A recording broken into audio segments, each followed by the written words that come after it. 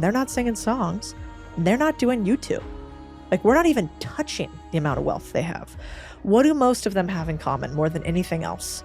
What I'm hearing from you is it's getting skin in the game, it's negotiating well, it's being an owner, right? Like that's really what I'm hearing. And I think if people take those three things away from what we've talked about so far, that's what you want to put your attention to, rather than this idea of, oh, I've got to start a business, I've got to become an entrepreneur, I've got to learn how to invest. It's like, no. This is it. This is what it is. You're right. Yeah. Lots of people focus on the tactics. Correct. They don't focus on the foundation. Yeah. The foundation is, do you believe that you have ownership and responsibility for the things you spend more time doing than anything besides sleeping, which is working?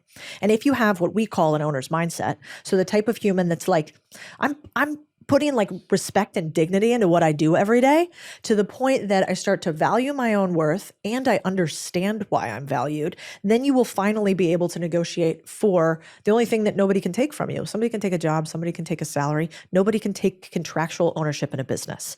And I think that's really important in today's world, because it really allows you, then when somebody that you work for does something you don't like, you just go, yeah, I'm not doing that, and you become, it's what I call my you fund in my ladylike fashion, which is like, hey, I have a certain amount of money, and because I have it, I will never compromise on a few things.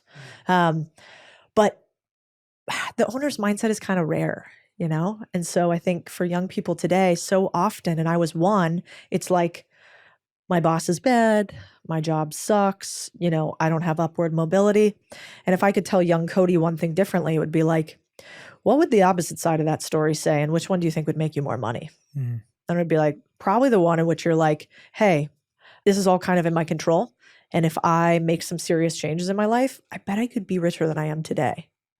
And I wish more people thought that way. Yeah. How do you have that conversation with your boss? I remember once I was at an event and I was just listening in the crowd, and it was actually a finance event for women. So it was a bunch of like kind of well-off ladies. And we were in the audience, and the person in front asked everybody to close their eyes. So we all closed our eyes. And then they said, nobody's looking. I want you to have your body have a physical representation of what you feel when you think of money.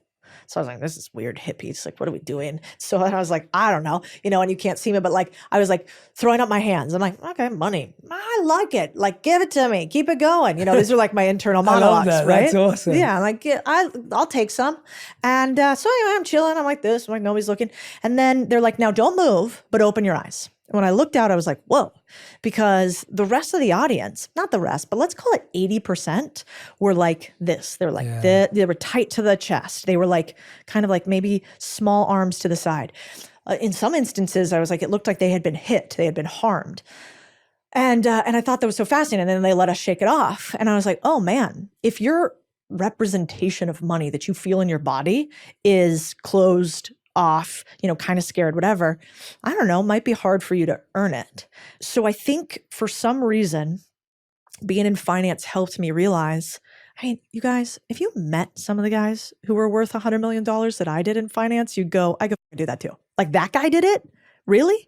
And so I think once you meet a bunch of those people, you go, oh, like this isn't as impossible as people say it is. And so I learn a lot from not seeing people achieve it and going, how could they? How could they? It's instead going, wow, that guy didn't. Well, I think if he could do it, I could do it too.